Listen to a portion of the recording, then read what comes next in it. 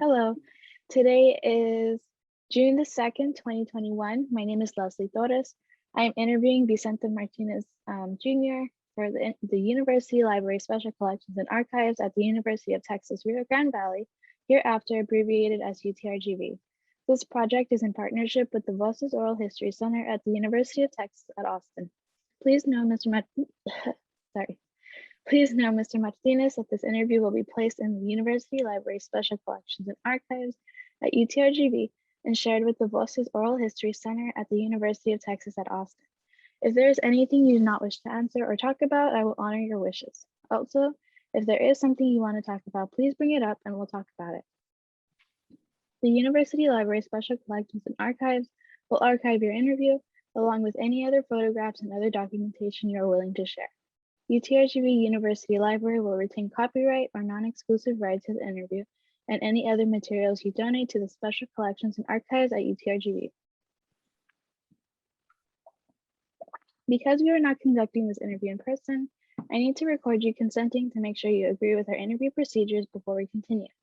So, I'll ask you a series of 6 questions. Please say yes, I agree, or no, I do not agree after each question.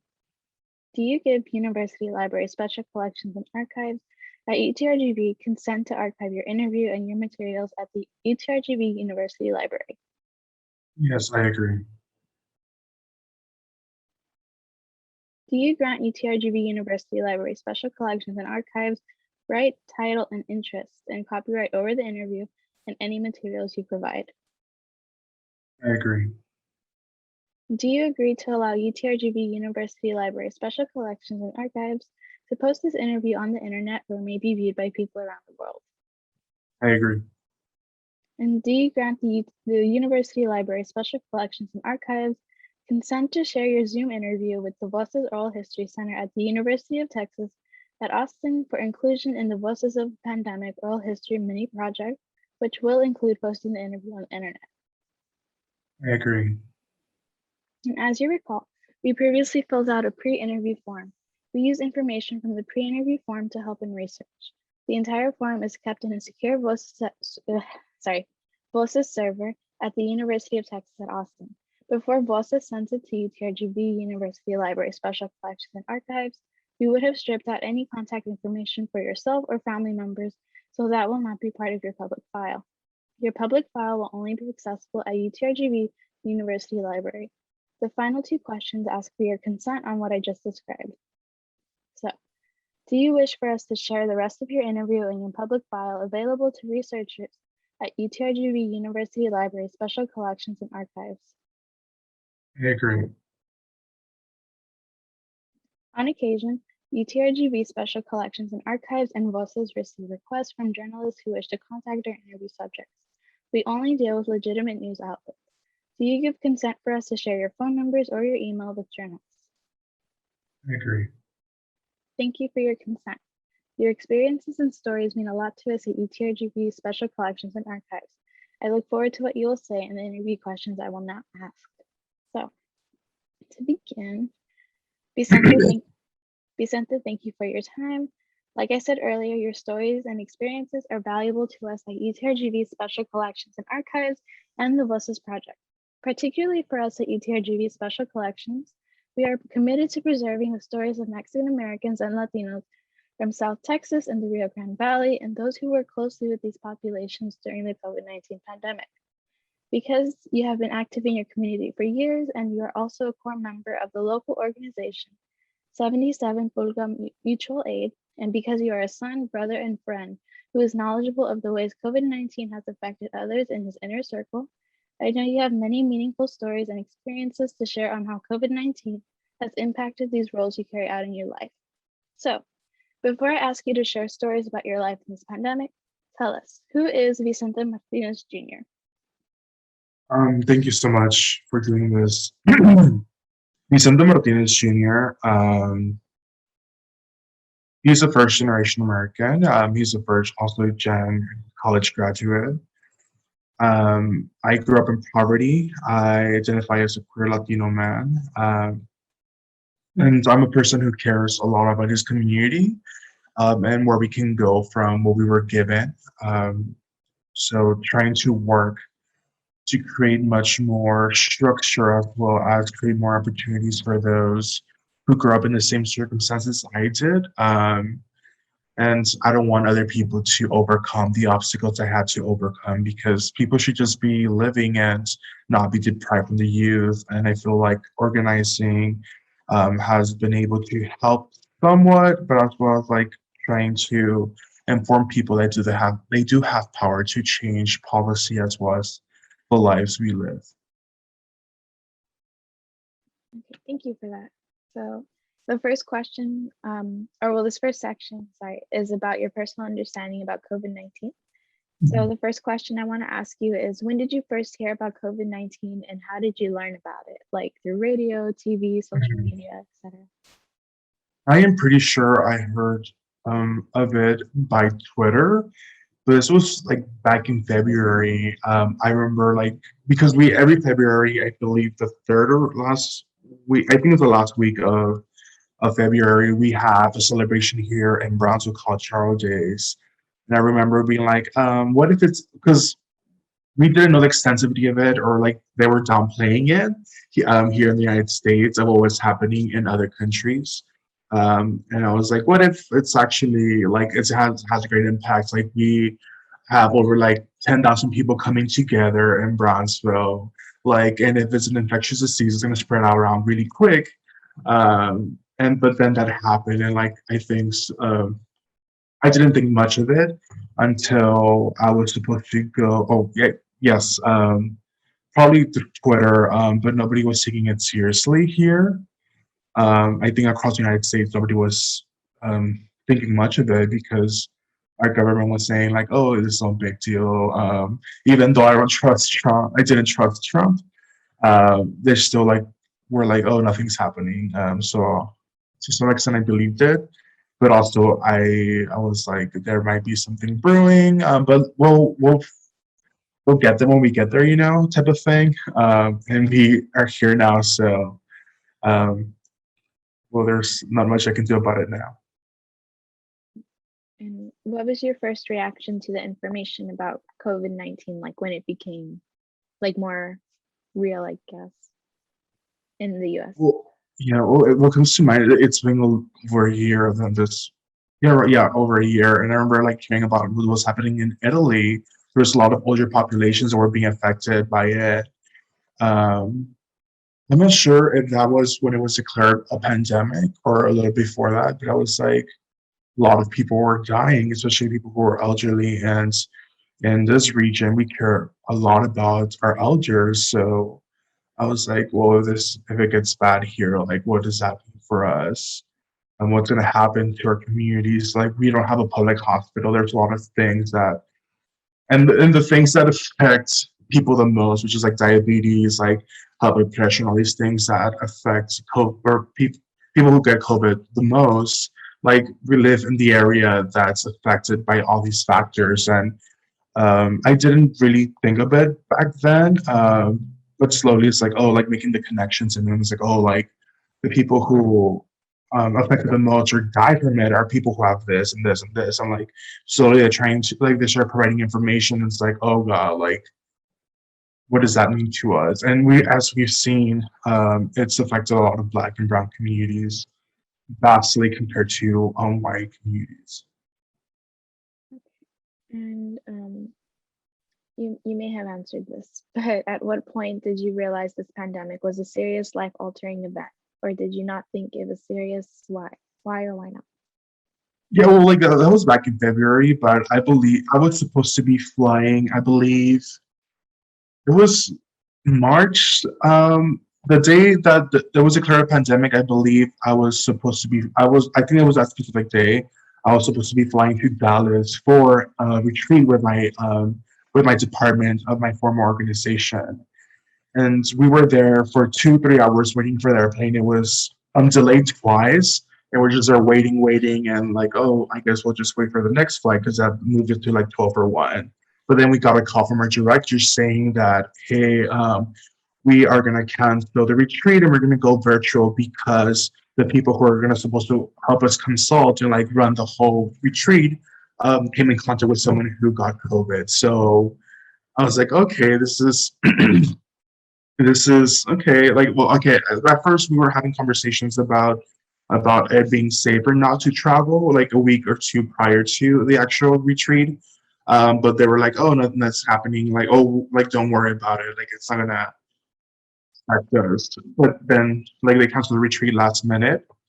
Um, so that was something to put things into perspective. Like, oh, okay, this is like I'm hearing more. Like, we started hearing more about people getting COVID here in the United States, and it was like, oh, and it was like really St. Patrick's Day weekend. Um, yeah, yes, and then it got serious, like within a week or so. Okay. And over the last few months, what news media, social media, or other sources do you rely on to keep you informed about coronavirus? Or over the last year, I guess we can say Um, I would get most of my information from either Twitter or my roommates. I believe, yeah, that's where I would keep track of what was happening across the world, not only here in the United States, but what was going on. And that's where I heard like about Italy and other countries, how they and then well, we would see what was happening with COVID, as was the reactions of other countries, what we're doing to maintain COVID or to prevent its spread. Like New Zealand has been doing an amazing job, and then we look at our country and it's like, well, like still to this day, like I believe the mask mandate, you're like not allowed to be using your, not having to use your mask. I think it's was a horrible call because I believe only like 20% of people in the United States have been vaccinated. And in order for us to maintain or to like, I believe it's called herd immunity, like we need to have, I believe, 70%, and we are not there yet. But yeah, that's what like on Twitter as well as my roommate have been my biggest source of information about COVID. that. Okay. And can you share with me what you understand about COVID-19 as an infectious disease and any of its variants? And likewise, can you share with me what you don't understand about this new coronavirus? As I mentioned, my roommate was the one who informed me a lot, as well as like Twitter about things like that. She was the one who would tell me a lot of what was going on and how things affected, I guess, COVID affected people's bodies.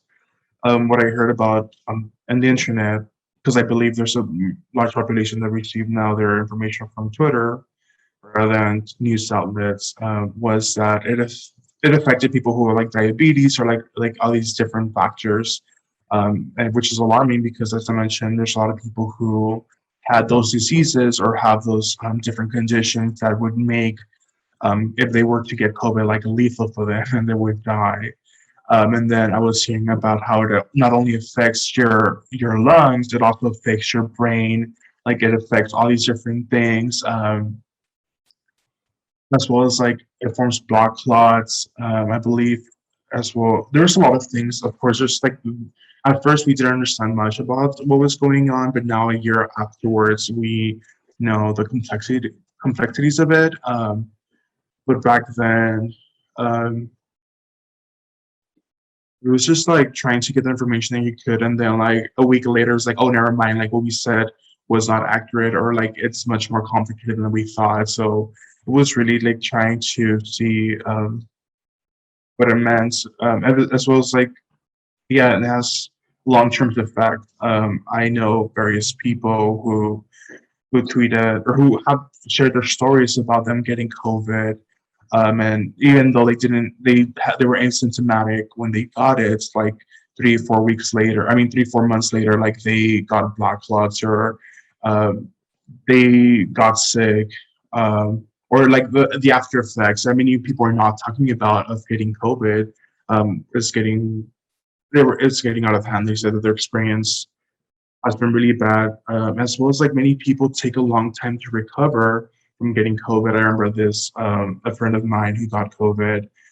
Like, and most of the information, I guess, that I find more trustworthy or reliable is people hearing it firsthand from someone who actually went through it. Uh, I feel like most of us can trust someone who like their experience. because of course, like different demographics, different geographical areas, like they are treated differently. As we mentioned, like we were at how many times like over capacity in South Texas.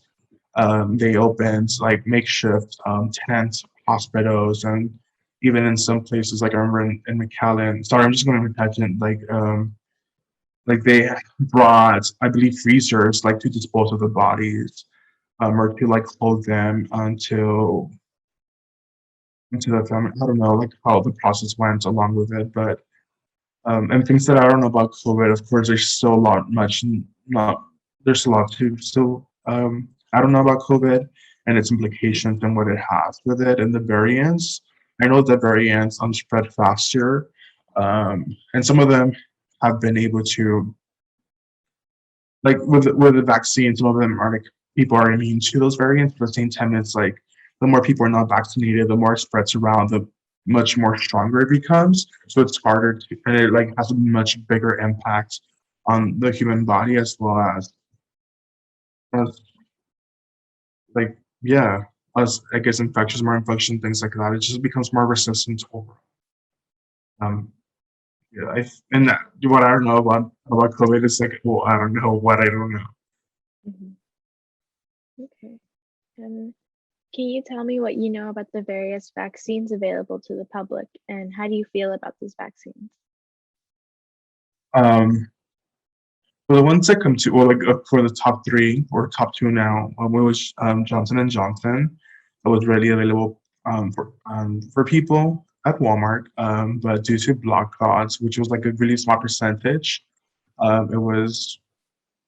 I'm not sure if it's the term is discontinued or like people in our public wasn't getting it anymore, or the United States stopped the distribution of J&J.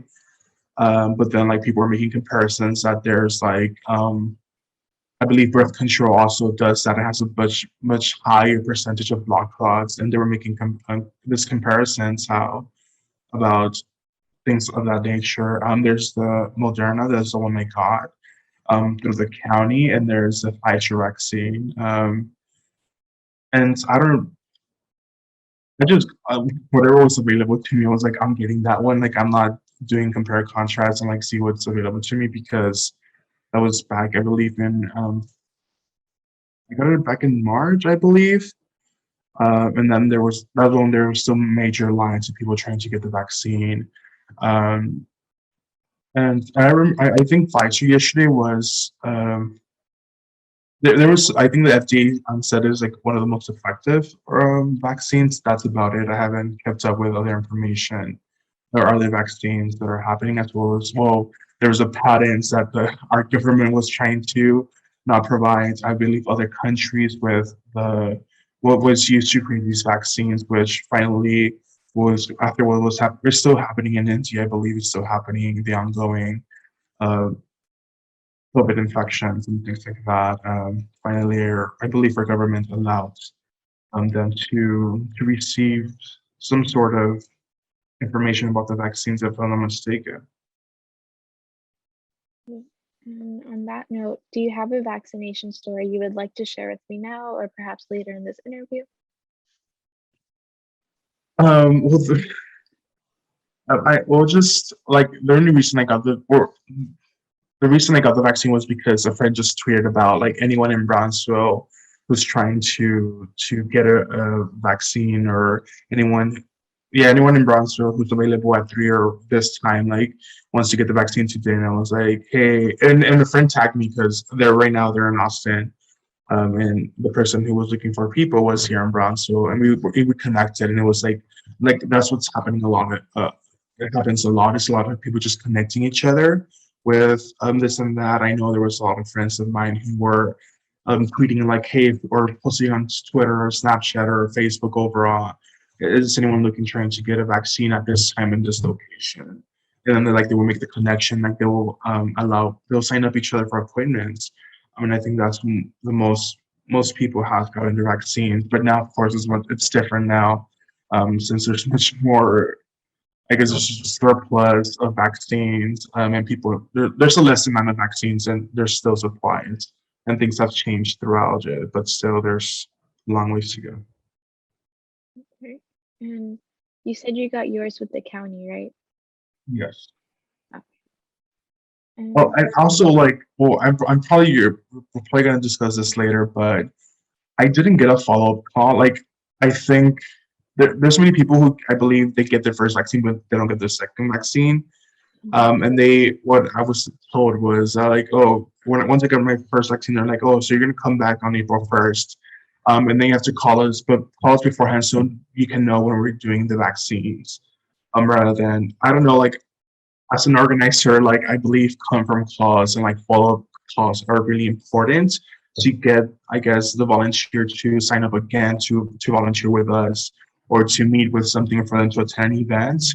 And for that, I believe like if there were to be a follow, there would be a higher rate of people getting the second vaccine. Because if you don't follow up or people forget or like there should have been better ways for people to remember that I had to get a second vaccine.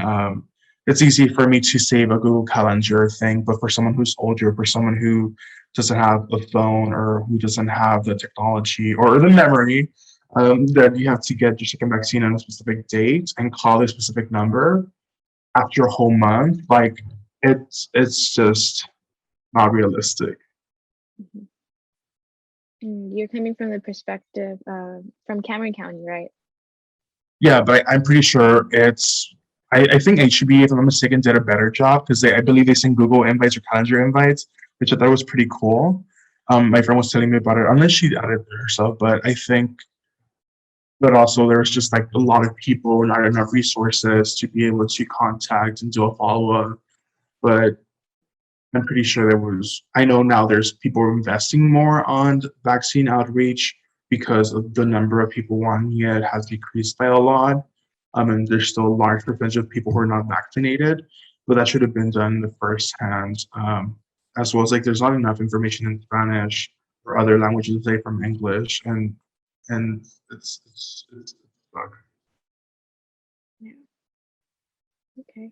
Um, and for the last question of that section, do your family members hold the same beliefs as you as COVID-19, or are there some who take it more seriously or more lightly?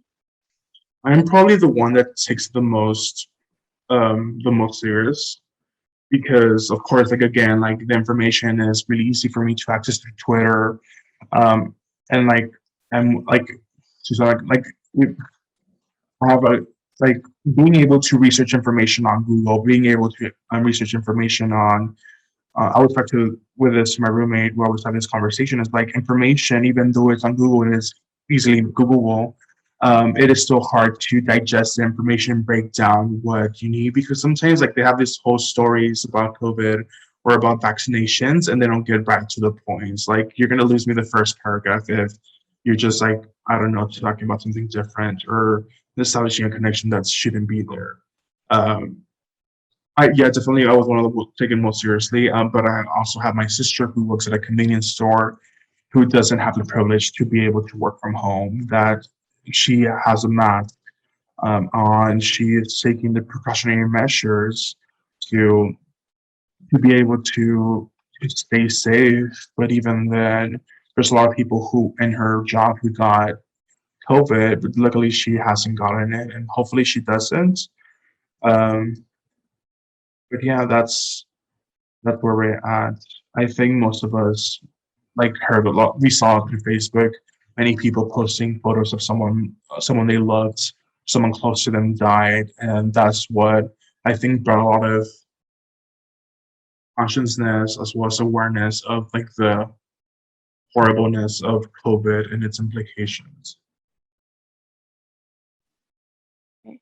Thank you for sharing that. And for these next set of questions, I'd like to talk about how you've seen COVID-19 affect your inner circle, including yourself.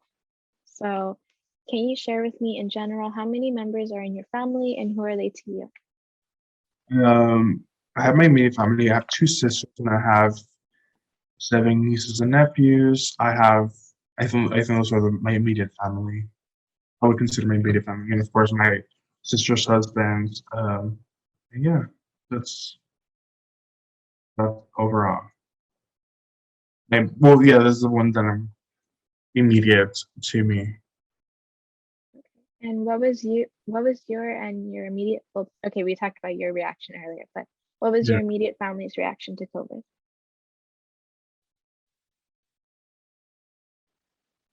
Like the first few months of COVID, like are such a blur because of course everything was happening. And I remember, of course, there was a lack of preparedness. Everyone, like, there was a lot of what comes to mind is like running out of toilet paper at the stores, running out of like the simple things, and being able to, I guess, like provide supplies to one another. I think that's the thing that we did to ensure that we were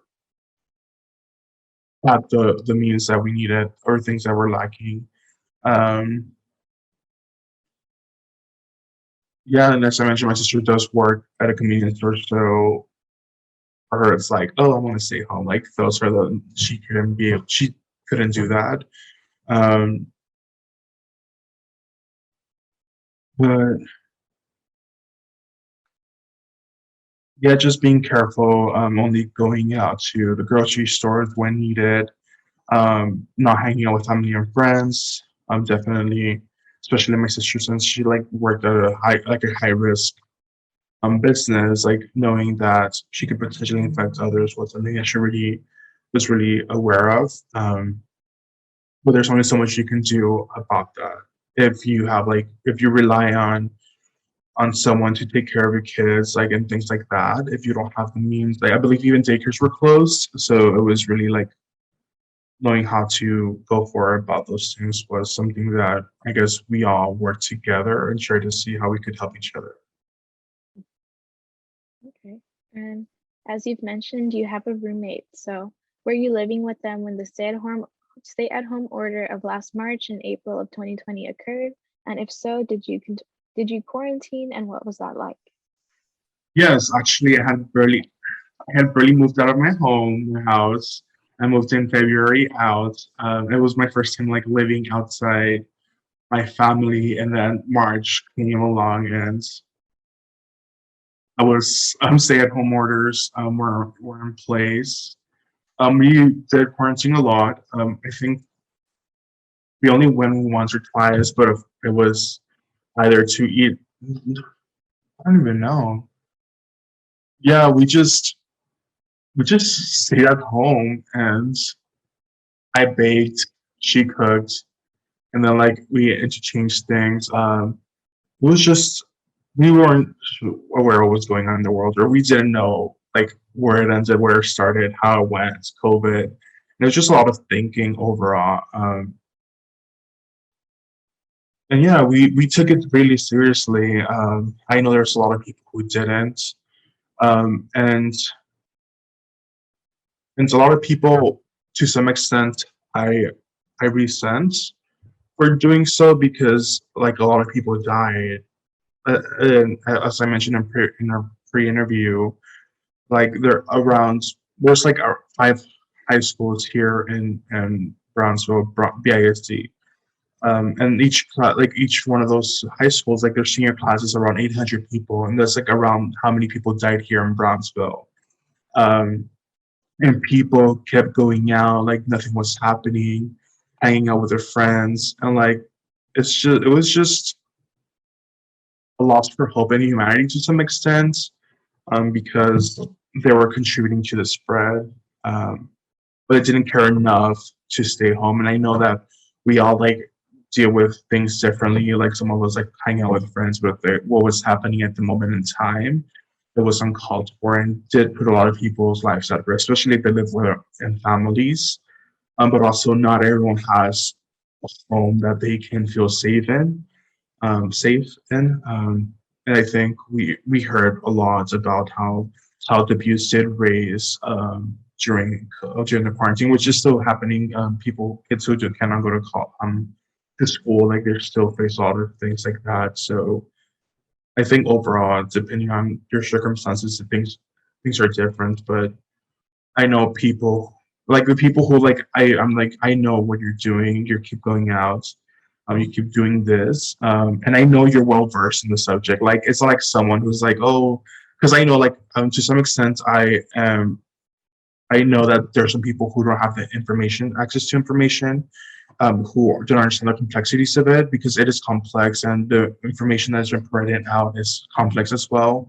And it's only accessible if you know the right people or know where to look. And I don't hold that against them, especially people who worked in grocery stores and things like that that are considered essential. Yet they still get paid only $7.25 the hour or less than that, or less than $10, $15 the hour, which is insane. Um, but it's I don't know. It's just it's, it's sorry. Give me a second. I apologize. But yeah, sorry. I just wanted a tangent about these things because like there's people still travel like traveling across the country, going to Mexico, going to places where they don't have the vaccines or other resources that we have here, and it's just like, what are you thinking? You know? Mhm. Yeah, I understand that. Um, okay. And did you continue to follow the stay-at-home orders even when it was lifted by the county? And why or why not? Yes. Until recently, and that's because me and my roommate were both vaccinated. I did because I understand the complexity. It's like I have close friends who lost their parent or who lost someone they knew due to COVID, and I couldn't put other people's at risk, you know. And I would go for walks and things like that, but of course, everything that was extremely like low risk because I didn't want to be the reason a friend of mine or someone in general go home without their parents, and I couldn't live with that with myself. And Not were you including people who had to work and things like that. Like those are people who are able to stay home. okay? And were you forced to work from home due to COVID? And if so, what was this transition like for you? And do you still work from home? Yes, we were. We weren't. It wasn't forced, but I guess it wasn't forced, but it was much more for our well-being. Yeah, um, just for people to stay safe overall. And well, we had work laptops, but we had to provide our own desks. Like we had to provide our um, own things to work from home. It was also like internet and lights and things like that. So if you're someone who didn't have internet or didn't have a desk, like you had to in essence like buy purchase those things. Um, but luckily, like I had Wi-Fi. I bought a desk. I asked for a reimbursement, but they're like, no, you're not getting one. But whatever. But yeah, it was well, like I work in a remote office. Like the headquarters of the organization I used to work for in Houston, so it was like not a major difference for me. And since then, I've had multiple jobs. I've three jobs since the pandemic started. Four jobs, including the one I used to work for. That I've worked from home, which again is a privilege that many people don't have or possess, to be able to do what they do at home. Okay. And did you did your family and you and your roommate change the way you socialized when you had to go out in public? I'm realizing you're talking about this. But why or why not? Yes, definitely. My sister, my younger, I'm the youngest one, and my I guess the middle child, my sister, loves going all out for her kids' birthdays. But this time around, they had a drive-through birthday party for my nephew. Um, and like, yeah, like there was like if we ever were to meet or have like a celebration in which is like my immediate family, that's about it. One because either my other sister take care of my other like sister's kids or my niece and nephews, so like it was like there isn't a way to not engage, if that makes any sense. Like they like it was required for them to do that. So um but also like being conscious and like wearing like masks and things like that was something that was really important for us to do. Mm, yeah, those yeah, like we didn't. celebrate with outsiders or people not from our immediate circle. I believe people are calling them hubs, something like that. And that's actually a good segue into the next question. So, how did the pandemic impact family traditions? I know you mentioned birthdays, but any other holiday celebrations? For example, did you celebrate Christmas differently, or did you have a traditional Thanksgiving last year in November 2020, or did you celebrate in different ways during this pandemic?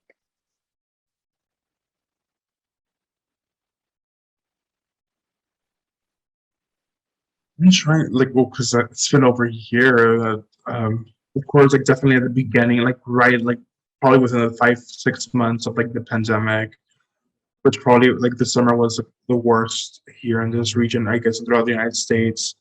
Um, we didn't celebrate.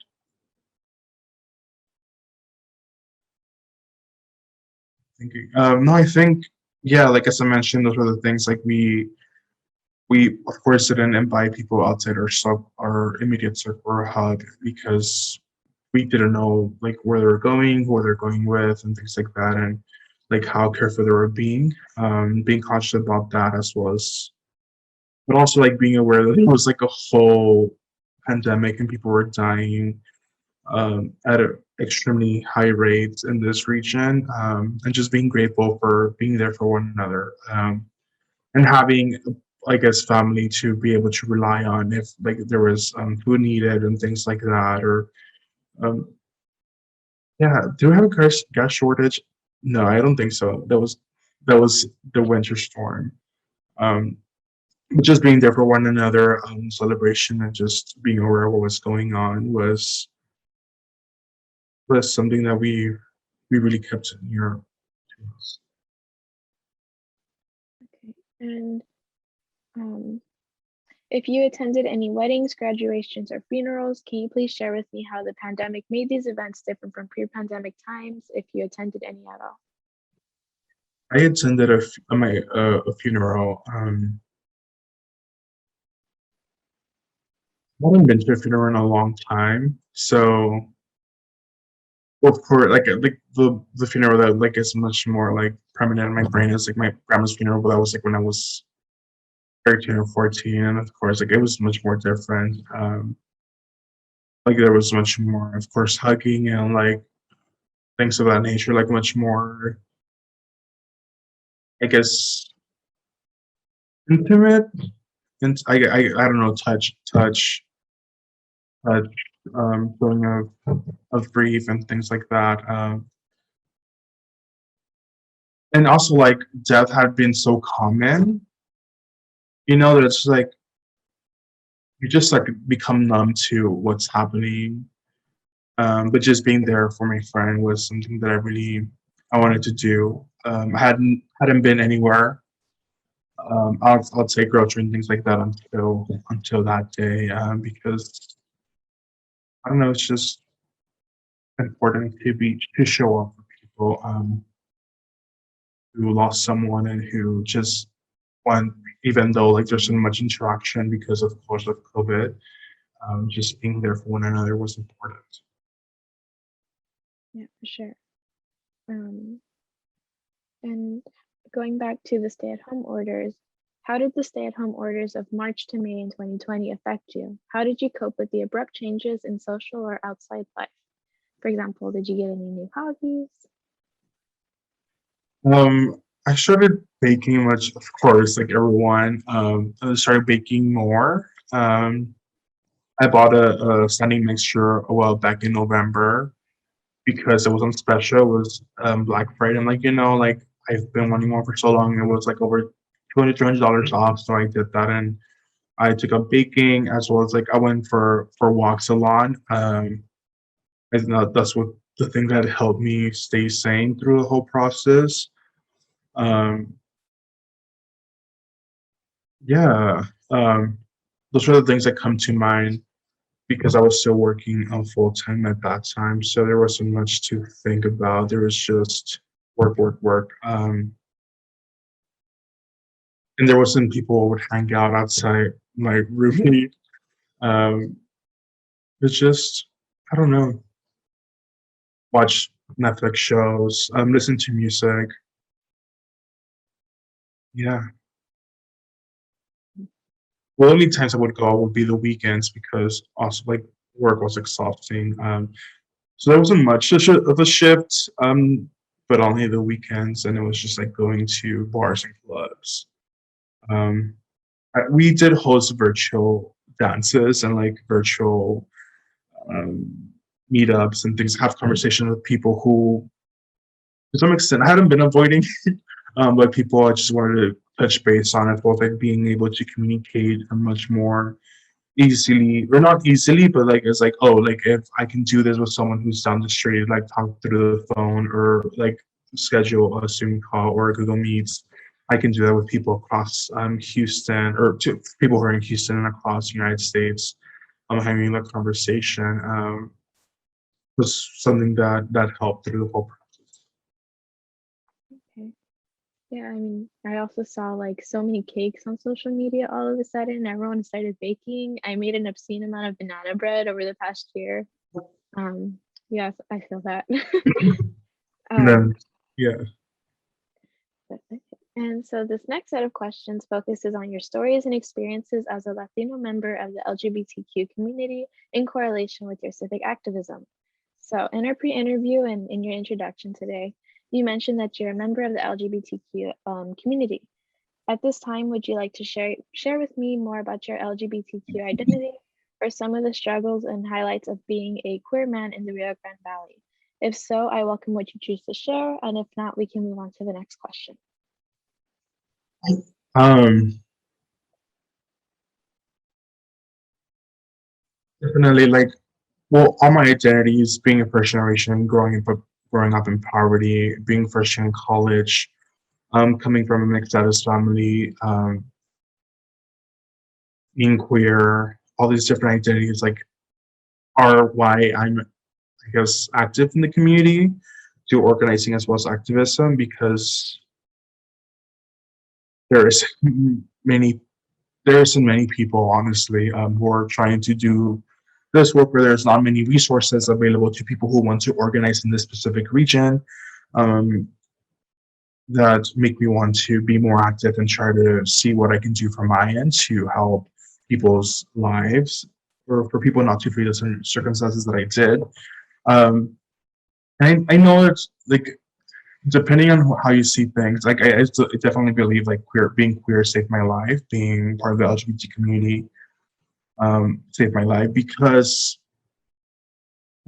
growing up in this region, like I was thinking about this earlier. I've been thinking about this for the past like 4 or 5 years. Like I didn't accept myself or come out until I was 21, and I'm 25 right now. So it's like been 4 years journey along with my activism. So like it's helped me embrace who I am, because that's what like activism is, like embracing who you are and where you come from, and just like you seeing what you experience and the trauma you experience, and being able to help others and try to ensure they don't go through that. Um, Being queer in this region, I remember living in a Mexican American house, so we saw a lot of like Mexican television. Um, I believe Canal 9, que es creo que Televisa, and then I thought Azteca 13, which is Channel 13, and like there's different networks. And I remember watching a lot of like Casos de la Vida Real type of thing, and like a lot of, I guess, Mexican soap operas that would put gay people or queer people, LGBT people in this perspective. Like it was basically, they would show how they would think a gay person was or who they were. And it was just, of course, I guess the same stigmas that come with it, the same stereotypes that come with being queer throughout the United States, but it was much more like type of like, I guess, an evil, to some extent, evil perspective, how they would portray LGBT actors or LGBT characters, as well as like I would hear a lot in novelas as well as on news that like, oh, like if you're gay, you're gonna get HIV, AIDS, and then die. And then not only that, then if you die, you go to hell. Like this was the whole thing, like throughout my existence, like growing up as a, well, like I was probably 4, 5, 6. I knew I wasn't. Well, I didn't know I was like straight and gay back then, but I knew I didn't like confide to what. society wanted me to be and what I had to be. And growing up as a kid, like you hear those things a lot, and you're like, okay, like this is my destiny. Like, what do I do from then? Like, so it's like try to avoid being gay, try to avoid who you are, trying to avoid these thoughts, but you cannot do much about it because it's not a choice. Um, and then trying to dim your light, trying to not like I'm a 6 foot. I've been fat all my life. I've been super tall all my life. So it's like regardless of what I do, like I will call attention to myself. Being one of the tallest people because being 6 foot, probably I was not as tall as I back in middle school as I am now, but you call attention to yourself regardless of who you are. So you try to dim your light, you try to not be seen or perceived because you don't want to get all call attention to you and be bullied for who you are, even though I was not out. Like people can connect the dots. So a lot of that happens that now that I accept myself for who I am and for what I stand for, like I am not dimming my light anymore. I'm not being quiet anymore. I'm like speaking up more than I ever did because being also like coming from an American community, like you're told to like dim yourself down or to not be as open about things. You don't want to get uncalled attention to you because like it can put the risk of your community members at risk because of their immigration status. Depending on where you live and things like that, like law enforcement too, like it's something you don't want to go against or you don't want to be get attention from them because of the different things that our communities have lived and how people have xenophobia, racism against them for being who they are. So there's a lot of factors that came into me trying to be an activist or an organizer. I didn't even know what that meant, or I didn't even know what it entailed because what I thought back 4 years ago, like it's not completely what I know now. I thought my my queerness, my gayness, my femininity were deterrents or like enhance my life, but they actually are add-ons.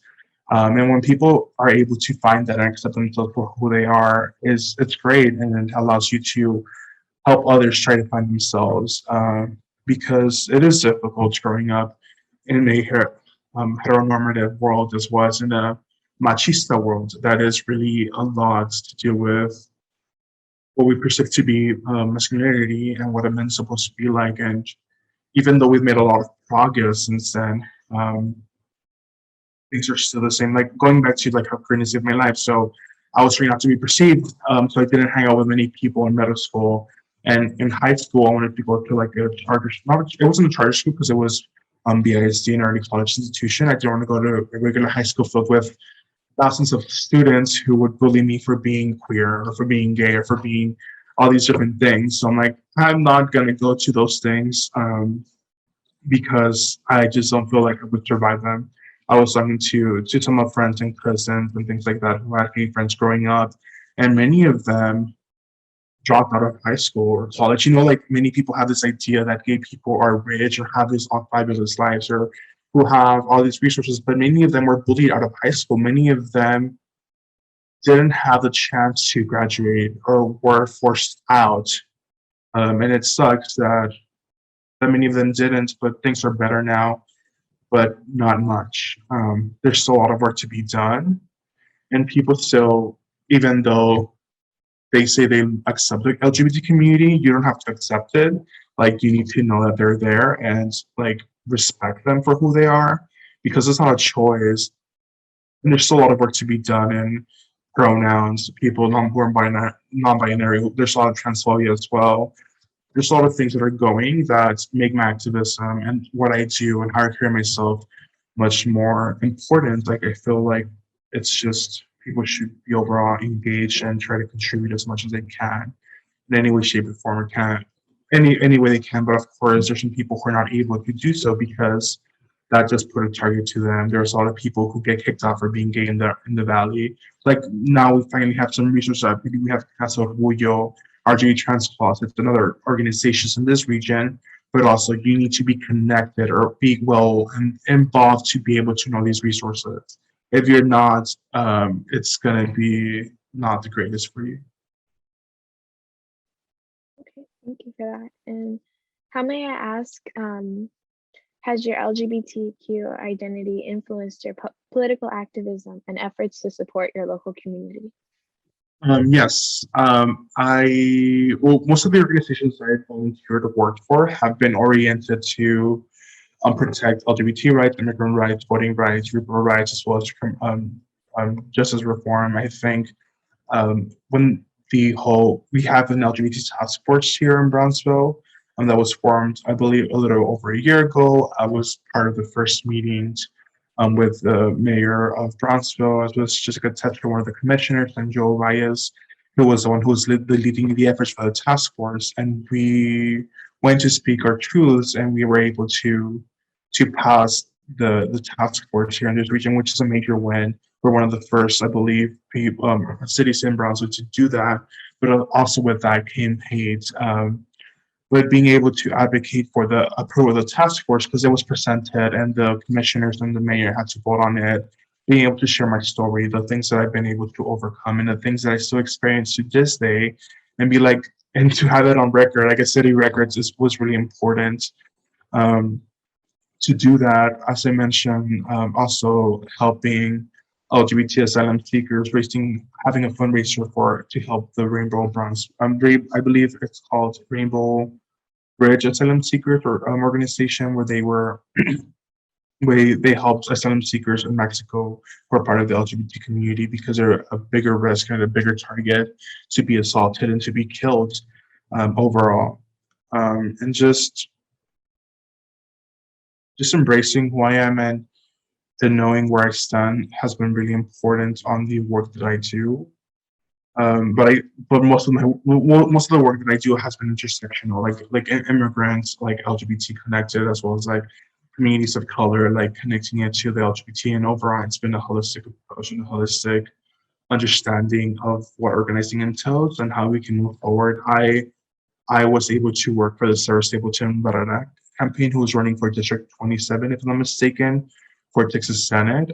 She was running against Eddie Lucio, who is a transphobic, homophobic, disgusting person who has sponsored a lot of trans bills and who's actively being transphobic and homophobic, as well as like he's an anti-abortion person, and that made me want to do more to elect candidates, for like progressive candidates such as Sarah Stapleton Barrera.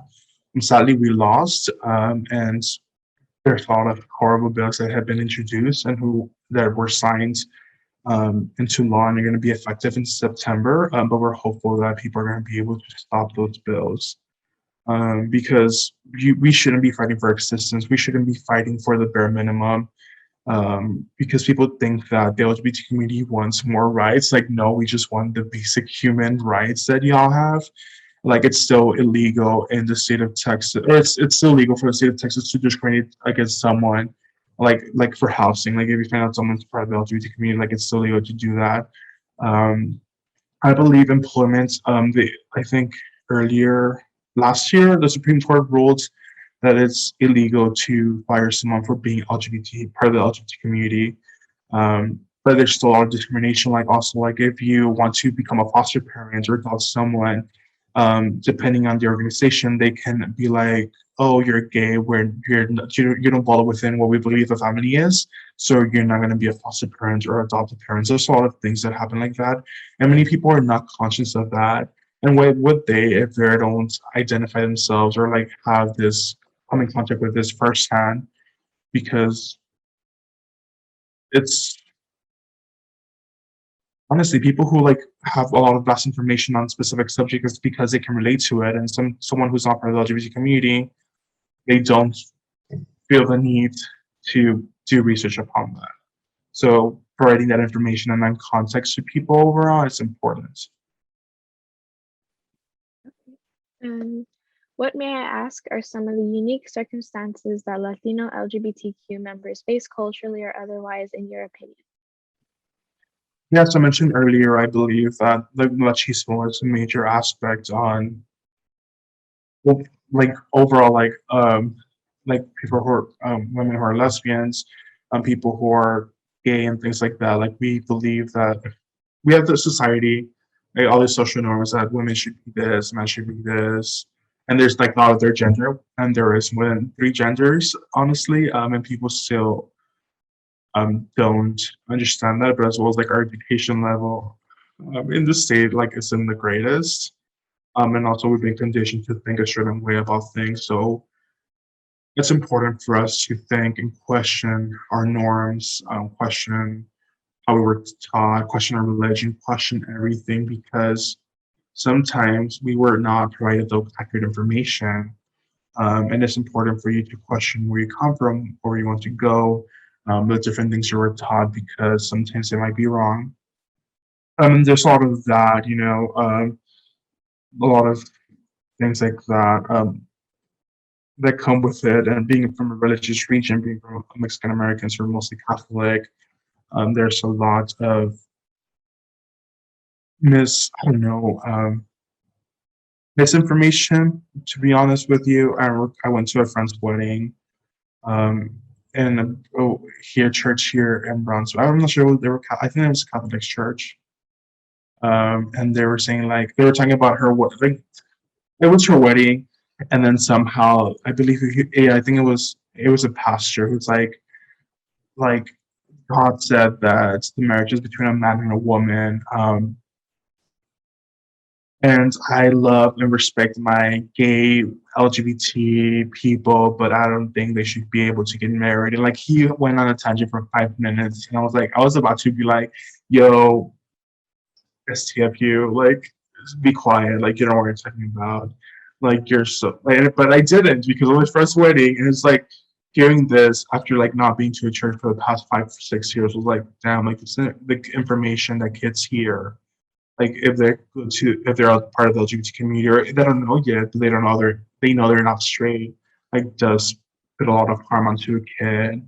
And honestly, like the rise of people killing themselves or sorry, suicide, yeah, who die by suicide is alarming and it keeps increasing, especially with trans people who get killed on a daily.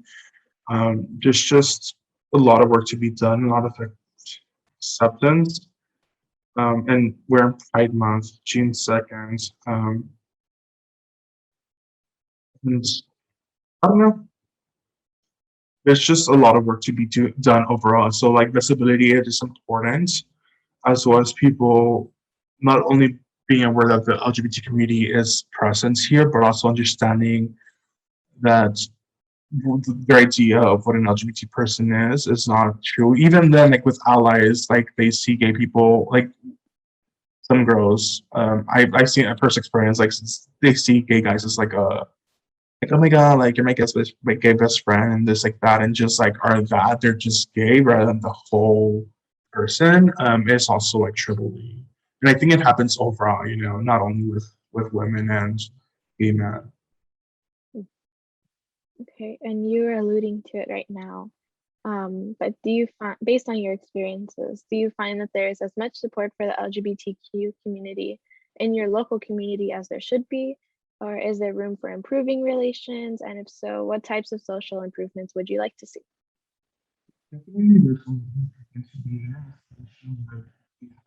Organizations and projects ongoing here in the valley, but it's like it's barely in the initial stages. There's still a lot of conversation that needs to be had. There needs to be a cultural shift, and the things that are done are sometimes just done like so people can look good rather than and this by this I mean like proclamations from the city or a task force being done. Like there's no point of you passing a task force or passing an organization or having a LGBTQ organization that's only controlled by cisgender gay men.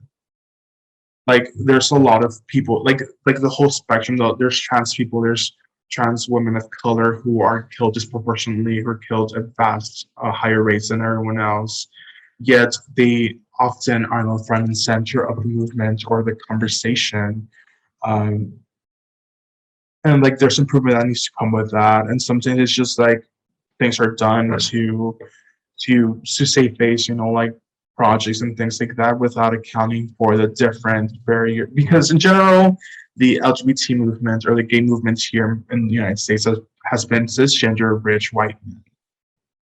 and it like totally takes away from Black and Brown Indigenous people of color what they face and the different circumstances that they overcome. And that's not the case for most of the things. Like we all have different life experiences and we all have this different lives and experience different obstacles. And we tend to, people in general, like I've done this too, is like tend to have a tunnel vision on what it means to be gay and what it means to do this. And that's not the case. Like there's so many different experiences and lives out there and people tend to overlook those things. So I think overall, if we all have to be self-aware as well as make sure that we have a voice and a seat at the table for everyone who is part of the LGBT community. Okay. And just as well, do you feel that being Latino informs your decisions to be politically and civically involved? Um, yes, well, like Mexican American first and foremost, I think is what comes to mind really Latino. Because of course, like we're not monolith, but I can speak specifically for like being Mexican American. There's work to be done in every single aspect. Overall, there needs to be work done. But being Mexican American, being from the border, um, and coming from more like religious, my family's not religious, but of course, like there is like Catholic guilt, as people call it, or there's just these things about the way people carry themselves and like how society norms and expectations that even though you're not religious, you still have this perception and like these ideas of what things should be. And I think again, like questioning those thoughts or not thoughts or ideals is really important for the health of people in general, because there's a lot of people who are not who they are because of the fear that comes with being like elected or being rejected from your community and not being accepted. And that does harm for a lot of people. Okay. And moving on to your mutual aid efforts in candidacy, can you explain to me how and when did you, either as a professional or a simple volunteer, begin to support your community through canvassing or mutual aid efforts? Mm. Wait, can you repeat the question? Sorry. You're good. So can you explain to me how and when did you, either as a professional or as a volunteer, begin to support your community through canvassing or mutual aid efforts?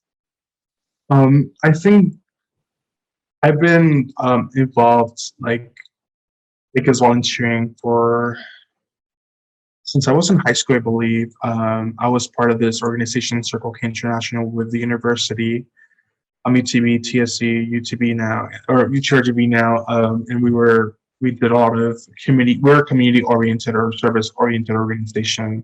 That I believe my first activity with them was the beach cleanup, and just being able to meet people who want to give back to the community and who want to help in any way, shape, or form, or any way they can. It was really great and having great experiences and be able to make these relationships was able to parachute me into being more involved in the community overall.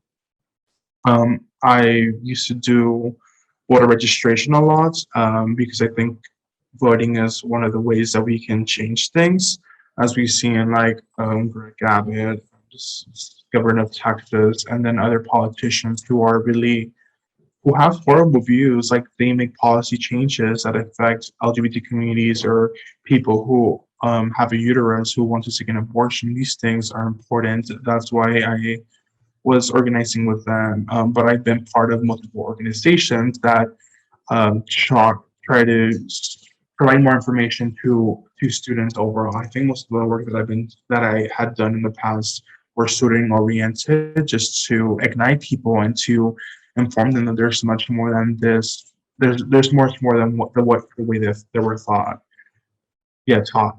overall. Also was part of the Student Government Association, where there was a lot of, I was in charge of this student travel funds that we had to provide. We could provide students with travel funds if they wanted to go, like cover some airfares or some things like registration fees and things like that, which had to talk to people about these things and slowly became more involved and talk to people about abortion, like having conversation about abortion in this region, which is considered canvassing. Um, is crucial and important because there's a lot of like misinformation and like a lot of people don't understand what it entails and what goes on beyond that because you hear one talking point all your life and you believe that to be true when in fact it's not, as well as trying to talk to people about immigrant rights, try to talk to people about criminal justice reform and things of that nature, criminal justice and things like that. Because most of it, sometimes, or like I used to think that it was just one way, you know, it was like, oh, like this is a norm, like this is how things should be, but they shouldn't be like that. We should go against things that affect us and being able to talk to one another is important. And then from there on out, I've been doing fundraising events, and the most recent project that I've been doing is a 77 Mutual Aid project that provides vendors from the 77 Mutual Aid Fund with some sort of direct cash assistance because they couldn't apply to the PPP loans, and we're able to get government help. So we've been getting donations and distributing the money to help those in need. Okay. And why do you think mutual aid is important? And according to your knowledge and experiences, how can you apply this importance to Brownsville specifically, since that's your area of expertise? Yeah. I think mutual aid is important because sometimes our government fails us because they they don't elected officials overall don't come to speak with the people who are affected the most. Like they try to help the people who are affected by all of these things averagely. You know, that's what I've gathered throughout my 4 or 5 years of experience. That sometimes they try to do the bare minimum and they don't take into account the different things and experiences and obstacles people face. Um, as well as sometimes they have so many information, like not the government, but other entities, and they expect the things in return. They expect if you do apply, they expect you to tell them like this really soft story and the traumatic experience that someone faces for them to get aid. And we don't want to do that. We wanted people to apply who are affected by a pandemic, and that's it. Like, and provide them with any sense of financial support because we know the importance and we've all been in different situations. The people who are part of the group, who are part of the mutual aid, understand that if you cannot put these stories or these things on paper, because we all have different life experiences, we have different things, and showing up for one another without expecting anything in return is really important. Okay, and did the stay-at-home orders of last year affect your means to continuously organize and support your community? And if it did, how did you continue your work? I think more than anything, how things have changed since we had a virtual phone bank, or we had a phone bank that when we usually have phone banks, we usually meet in person and we guide people through the phone bank and what the script is about and how to call and things of that nature. But since the pandemic was ongoing back, I believe in June, May, around that time, it was when we hosted the phone bank. Um, we Me and the engagement specialist of the organization I used to work for connected with volunteers through Facebook message. They had a new feature like the video. So I would usually do a training in person, and we had to find different ways to connect with volunteers, and to be able to provide the information that they would usually get from me, from I guess the office I used to work at. But trying to bridge the gap, trying to provide that information to them was ways to change and find ways to connect with people who usually aren't active or involved or don't have the means of transportation and go to them directly and provide them with documents, any of the scripts or phone numbers and information to call people. As well as like overall, it's made things much more people can get engaged overall, but that means that there's still a massive digital divide here in Brownsville, as well as I think throughout the valley. And people like unless you have like a laptop, unless you have internet, you cannot access these things. If you live like in a remote area, you won't be able to, you don't have the greatest signal to enter a Zoom meeting and have these discussions. Um, so there's a lot of things that make has made us aware of like the things that, oh yeah, we can go to remote, but who are the ones who can actually do this work remotely, which is only specific groups of people that have the means already to have this information available to them. So being able to understand that there's, as well as like when it comes to disabilities, like tags and things of that nature, now people can actually be able to join if they do have the means to do so from the comfort of their home, and can volunteer from the comfort of their home without having to meet in person. But as things are going back to normal, like people are going to be forgotten once again who weren't able to make it the first time before the pandemic. But also, many people have been able to organize digitally. I know a lot of just people with disabilities have been able to do this from Twitter or social media overall, and it's great to be able to for them to do that. For people to be like, oh, this is another way of organizing, but they've been doing it for so long. And finally, they're being given credit for. But hopefully it stays like that. And many people have been able to get more information and what happened with George Floyd, the murder of George Floyd, what happened with all the Black Lives Matter protests, and what keeps happening. Many people are becoming more aware of what's going on and the complicit of people. Um, and being quiet does enhance in people's right to live. You know, people shouldn't be experiencing these things.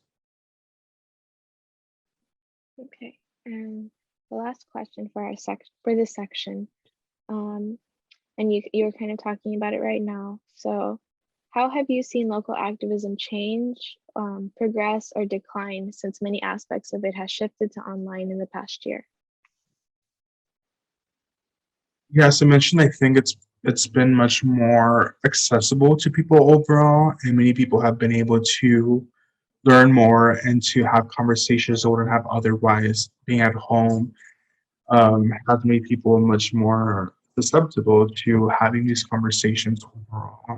With the different things that have happened, um, of, as I mentioned, the murder of George Floyd, among other different things.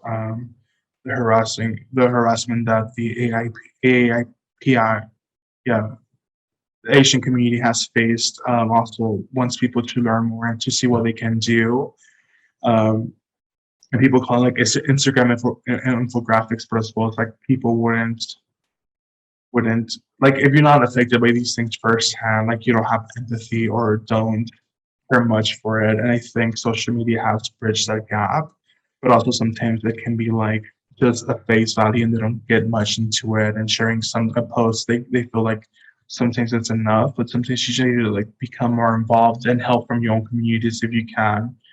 But yeah, I think overall it's been good, but also like burnout is still like a real thing. I mean, people have been affected by it since like now that people think or throughout the pandemic and still ongoing, people not being home expect for people to be available 24/7 when in fact that's not the case because there is still life going on during this pandemic.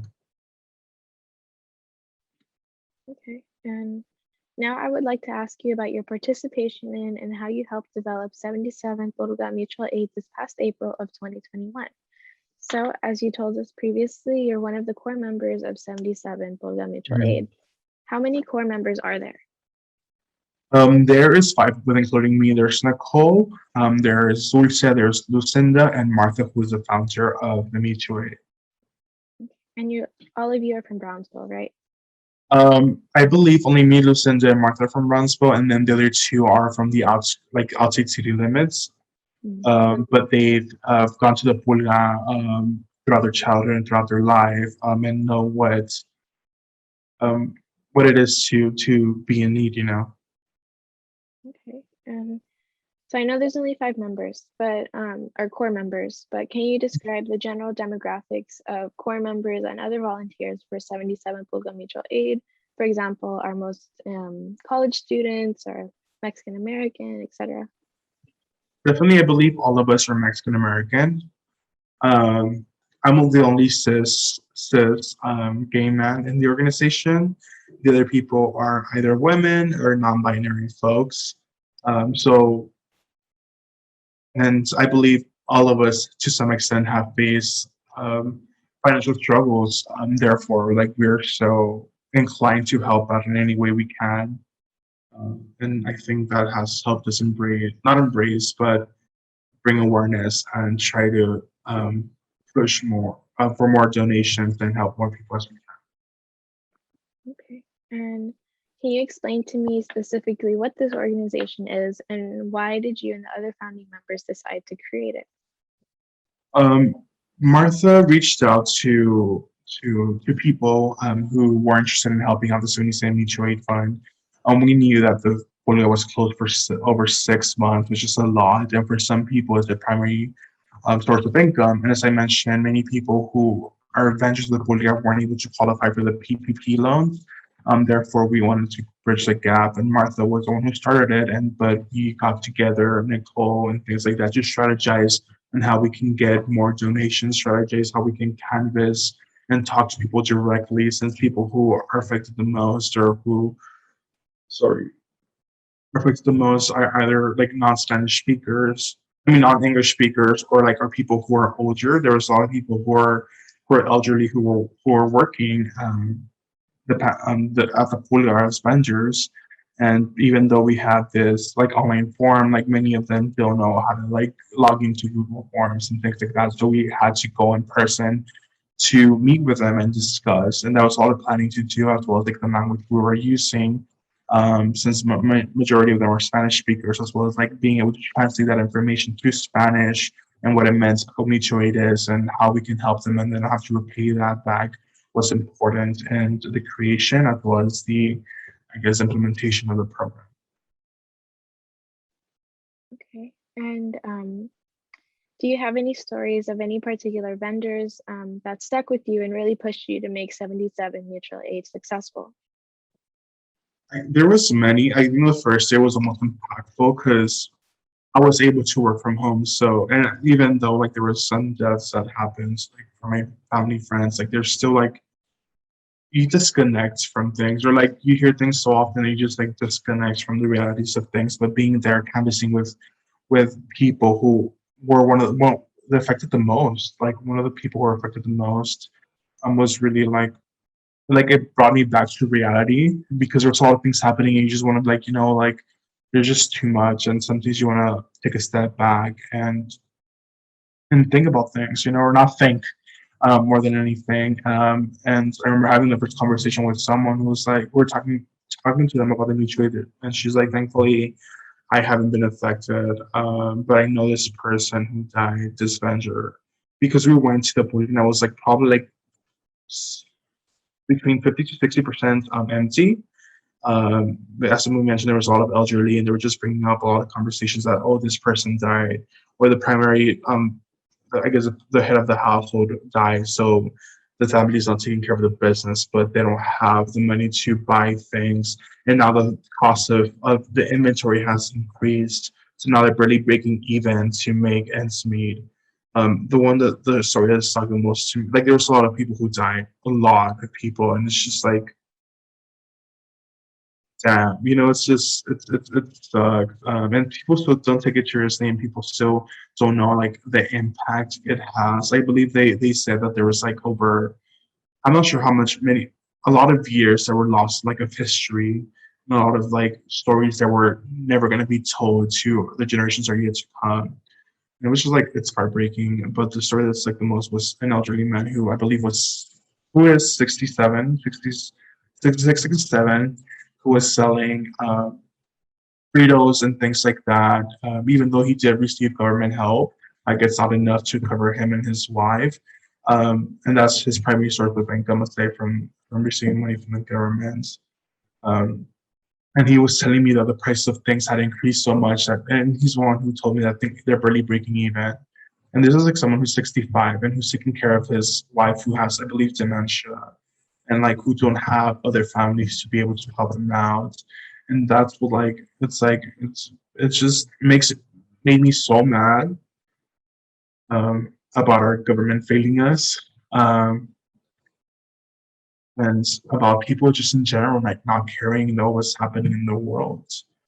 It made me want to push more. Like we did share his story, and there's other people also who've been affected by these things. And another thing that I didn't mention was that, like, I remember having these conversations back when the pandemic started. There was a lot of border patrols at the hospitals, like throughout that. So, like, if someone were to be infected, if someone were to have COVID, if someone were to like need medical attention, like someone who's undocumented, like wouldn't want to go to the hospital. I said it does the reality of things before the pandemic, but now them being present all the time. And there was a lot of stories and reporting that came from community members who were just saying that border patrol was present at the hospitals.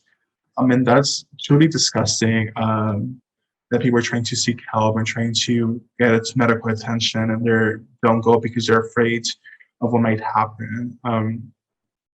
And I think overall, that's been the approach overall, and it sucks. And people just need to become more aware of what's going on. And I don't know, it's just many stories. And thankfully, we've been able to provide 330 families with mutual aid, with financial support, and we're trying to help 20 more. We're only, I believe, less than $2,000 away from reaching our goal to help 10 more families. And we have 10.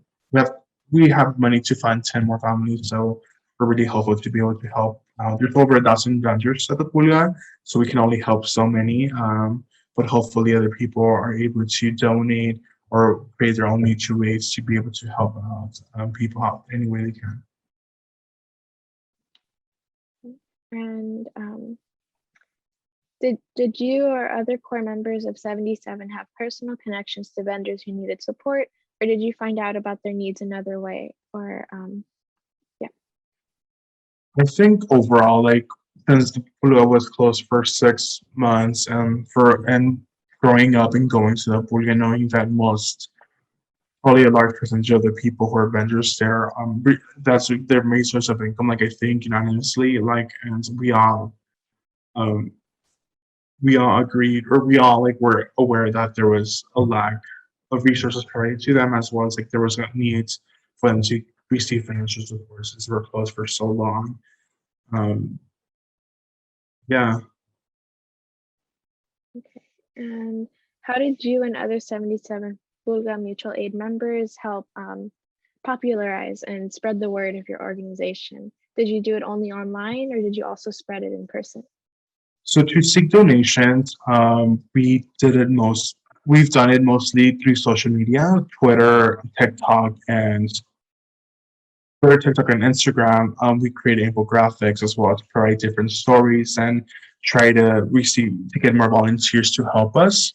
Um, that's the primary source of we've gotten donations, and so we've raised over $8,000, so it's been good over the past few months. We received more of the money in the first month, but also like we've been busy in trying to canvas and try to create different graphics as well as provide different information to the people who are the vendors. And the way we connected with the people who need the help has been going in person, canvassing, providing flyers, informing them about what a mutual aid is, walking them through the whole application process, as well as providing them a number and making callbacks and trying to seek any information that's missing from their application, just so we can do a follow-up and like meet afterwards to provide that if they were to be approved. And everyone has been approved. Most of the people who have applied have been approved, but it depends on the source of income, our donations that we have on hand. Okay. And what are some of the creative ways you and the other members of 77 have worked to obtain donations and coverage? I think we have TikToks and Instagram. Like there's for like videos too. Well, TikToks and Reels on Instagram. We've been trying to provide more information and insight of what's going on. As I mentioned, we all live in a bubble, so trying to inform people about what's going on, trying to make videos, trying to provide, I guess, an insight look of what the Pulga is if someone hadn't been there, like writing what goes on. We've been trying to share stories of our experiences while going to the Pulga, I know I posted recently a video. There's this, I believe it's like Victorian era TikTok culture that is just this person running and running, and I posted it on my social media. It was like, oh, me on my way to donate to the mutual aid, and like many people liked it. Hopefully, they donated to the mutual aid. I'm not sure if they did, but things like that, as well as like, but also being conscious that we're helping people. It's just finding creative ways on, and for people to know how they can be involved in general has been great. But there's only so much creativity you can put on receiving donations and things like that. You guys did a Zumba class as well, right? Oh yes, yes, yes. I have a friend, Alondra Vasquez, who also I partner up with her for multiple fundraising.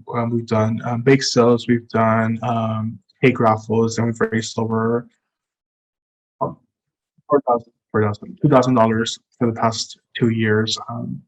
Sure. Actually, a year and a half, to provide resources to Hungry Days and Abuelas and other organizations, Village in the Valley, Rainbow Asylum Seekers, and things like that.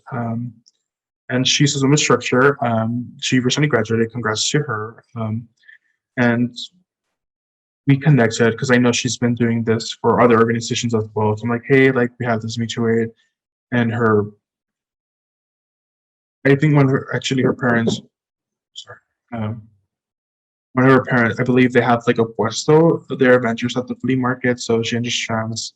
But I believe they were financially secure, or they didn't face as much turmoil as other vendors. And she is like, "Hey, I want to do this for the mutual aid. Like, all the proceeds will go to the mutual aid." It was good. It was fun. I attended several of her classes, and being able to do it through Zoom was really fun. I wasn't able to join this one because I was working, but I know a lot of people have fun.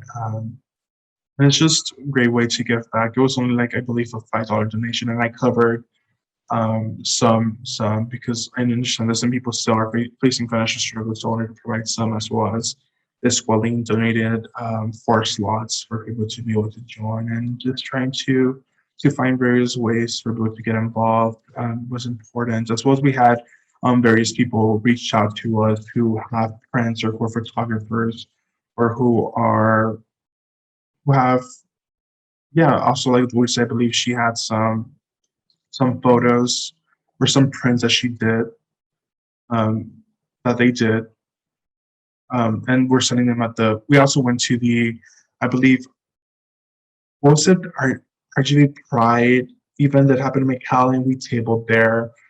We were asking for donations. We were sending things, and it's been great overall to see the community support of people coming together and reaching out and trying to see how they can help out in any way, shape, or form.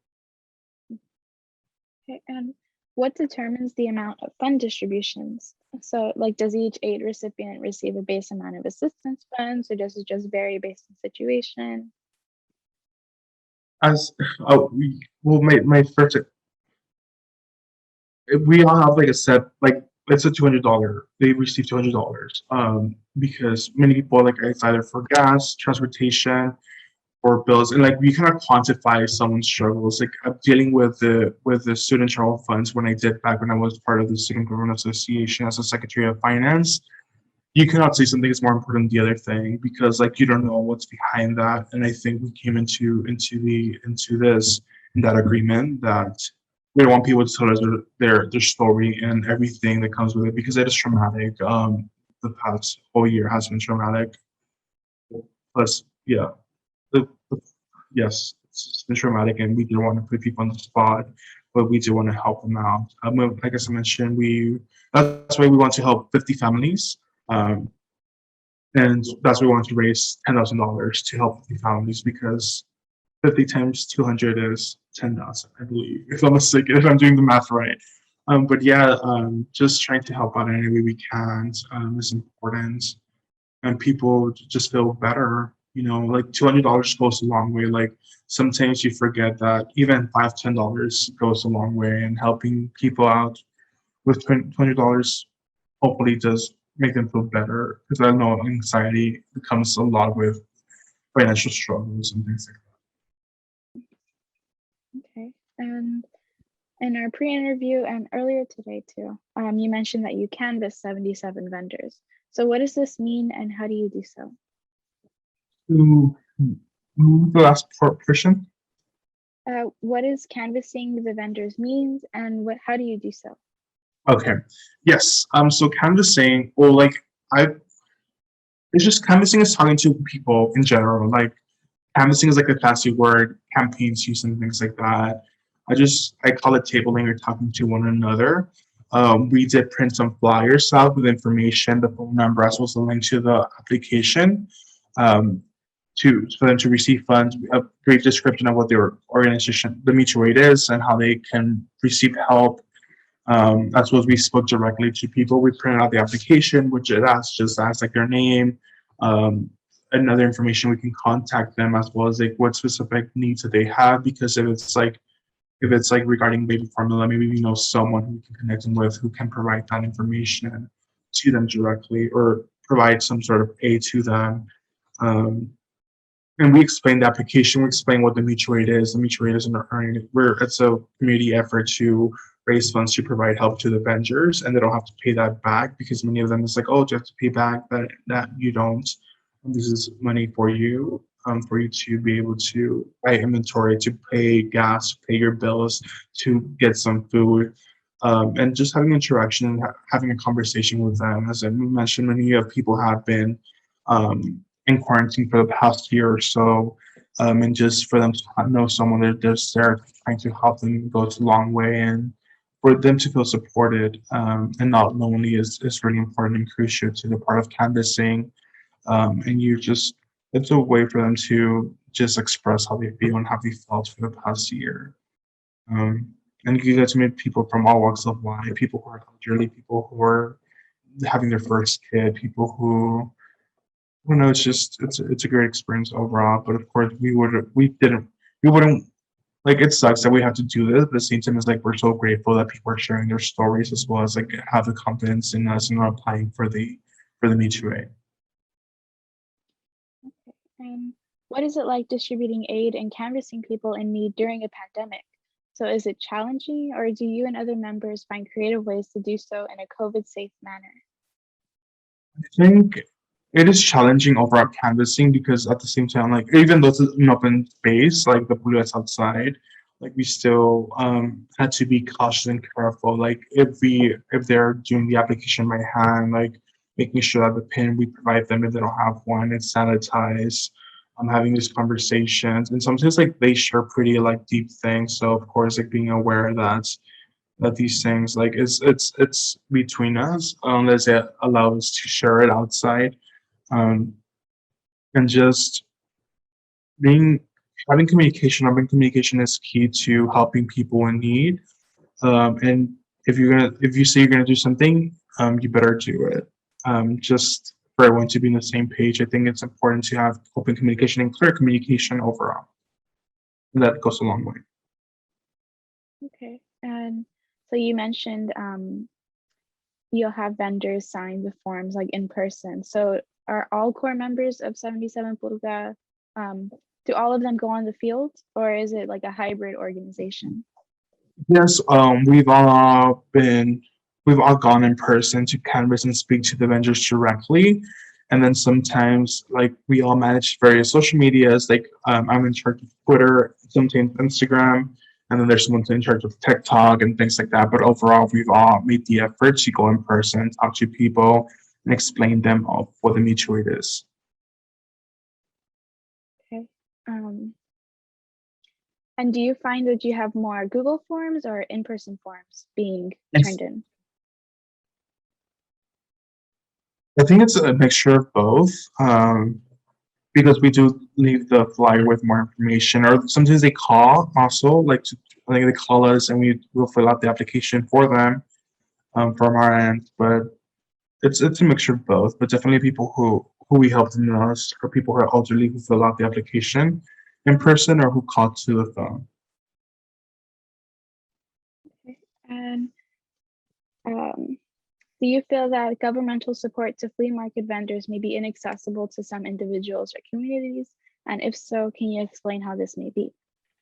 Definitely, I believe that most of the information doesn't come in plain language. Like there's like some I SAT words or like specific jargon that's for those specific industries. Like I know that many people who are able to apply to the PPP loans were people who had accountants or had some sort of financial background.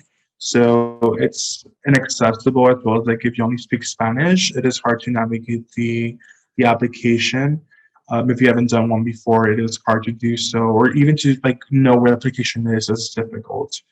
Um, I think overall, like our government needs to do a better job, or like local, county, as well as state and federal government have to do a better job in helping communities who are affected the most and who are at least to get resources and who are often overlooked.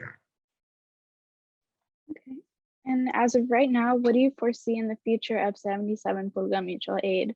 Are you and other core members hoping to make this mutual aid effort perhaps long term and obtain nonprofit status one day, or you're still? I know you guys are still an early organization.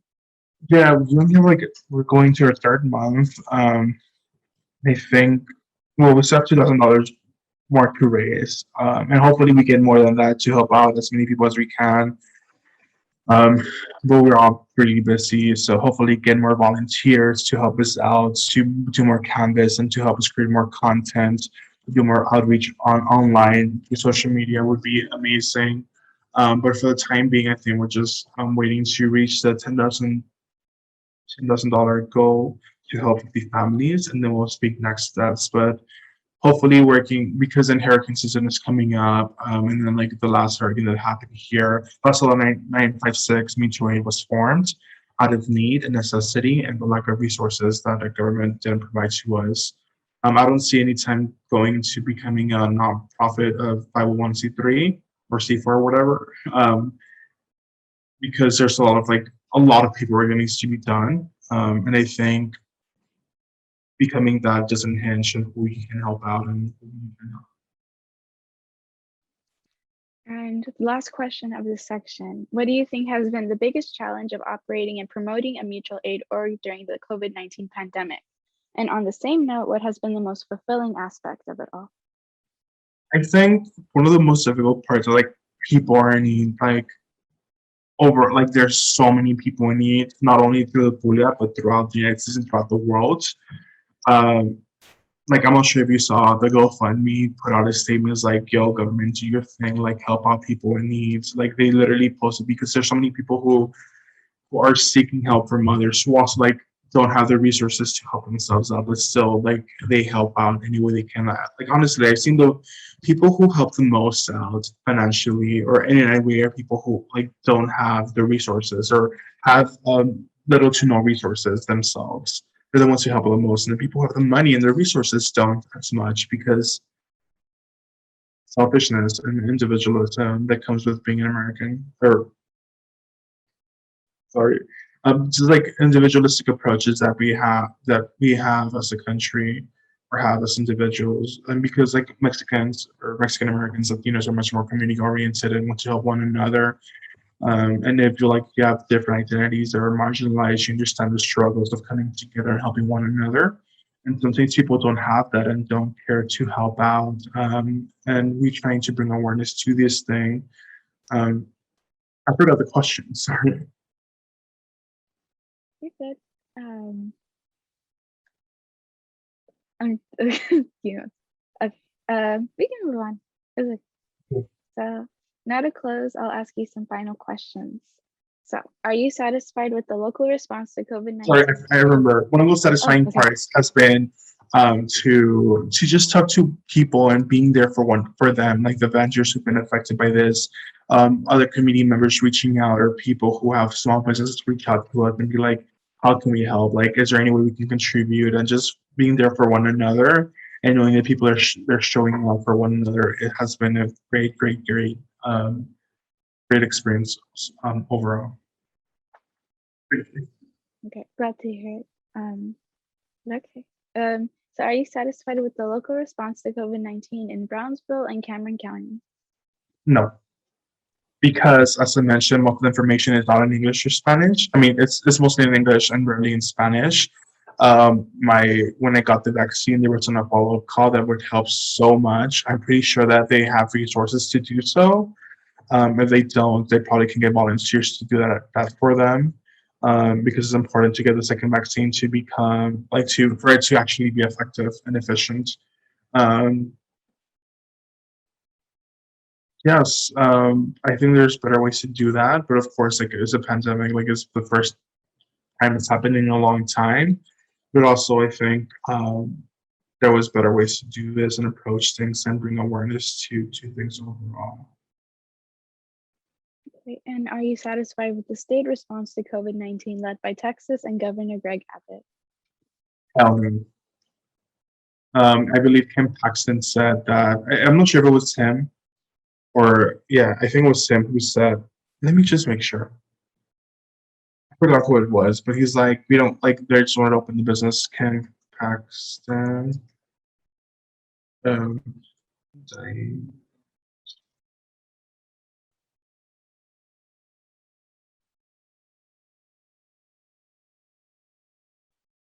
oh, never mind. It was Dan Patrick who they were trying to open the businesses. I believe at the height of the COVID during summer is like, well, maybe you should spare your grandparents if it means we can survive the economy or keep up the economy. Like this was a lieutenant governor, and then we've seen how Greg Abbott has done. Like they haven't like they did. He discontinued. I believe the $300 more for for unemployment. They opened all businesses up. They restricted from local counties and local governments to actually implement different curfews and things of that nature. Um, and he's just a horrible, disgusting person. On the record, please. Thank you. And were you satisfied with the 2020 national response to COVID-19 led by former President Donald Trump? Oh no! Again, hell no! Like no. We saw that they had met back in, I believe, January to discuss this with his close confidants, and I'm glad that person lost her seat. I believe she was one of the richest ones. She used to be the senator for U.S. senator for, I believe, Georgia. She lost the seat to, I believe, I forgot. But they had a meeting, and many of them sold stocks and bought stocks. And like for me personally, I believe that's insider trading. Even though they said they put out a statement like, "Oh no, like we were already doing this thing beforehand." I don't believe that. It definitely had insight of what's going on, and he didn't prepare for it. He was downplaying it. Even then, he downplayed it until the last day of his presidency, a lot of people died because of him, as well as because of Greg Abbott. Many people died because of Greg Abbott and the lack of readiness and the lack of understanding. Um, and I don't think they care that many people died because of that. Okay. And are you satisfied with the current national response to COVID-19 led by President Joe Biden and his administration in this past year since January? I'm glad for the best access to the vaccine. As I mentioned, I believe like the U.S. was holding them from. There was something about the patent or like providing some insights or to India as the many people were dying in India this past month or so. It was something along the lines like that, of course, like not allowing other countries to be able to access the information that's needed for them to survive. But also what happened with the CDC, like not requiring mask mandate was really wrong to do so, in my perspective, because as I mentioned earlier, like only 20% or 20 some percent of the people have been vaccinated in Texas and throughout the United States, and there's still people traveling to other countries. I believe they're closing Puerto Vallarta in Mexico because of the infection, like the rates are going up. And those people who are traveling are probably anti-vaxxers who don't care for it. They travel during the pandemic, they're traveling anywhere and they're infected. They're putting people who don't have the resources in other countries, and they come back and also infect other people who still have to work, who don't have the means or don't have, it's just like I always say this, like the people who kept going out are the people who like trip you if you're being chased by a zombie. Like they don't care. They have no empathy about people dying. And if you had the power to respond to COVID-19 with policies, laws, or workplace decisions, what would you do differently, if anything? Um, Definitely stay at home and provide universal basic income every single month. I know other countries did it. We can do it too. If we're one of the richest countries in the world, let's put our money where the mouth is. Or I forgot the saying. You know what I mean. Um, and actually have vaccines available at different times. Because most of the times they're at the early in the morning, or most of the vaccinations are available at early in the morning. So many people cannot go to those appointments. I know, like, throughout, it's been getting better, and they've been having it on Walmart and other places, but also like information in English and Spanish and in every other single language that people speak here. Targeted ads, actually believing in science, um, and putting people's lives before profits and the economy. The economy can come back, people's lives cannot. And last question for today. Are there any other stories or experiences you would like to share with me that I have not asked about? I think I've said everything I have to say, but please, people, just if you're hearing this, if you stay through this whole 2 hours, almost 2 hours, like, care, have some empathy for people in general, care for one another, help out your mutual aids, be organized, and just care for one another, show up when nobody's showing up, and stay true to who you are, but also help one another out, and just be good. Thank you, Vicente. Thank you. And thank you for staying for so long. I know we went over than what we had planned for, but we really appreciate your stories and your contribution to the Voces of the pandemic. Thank you.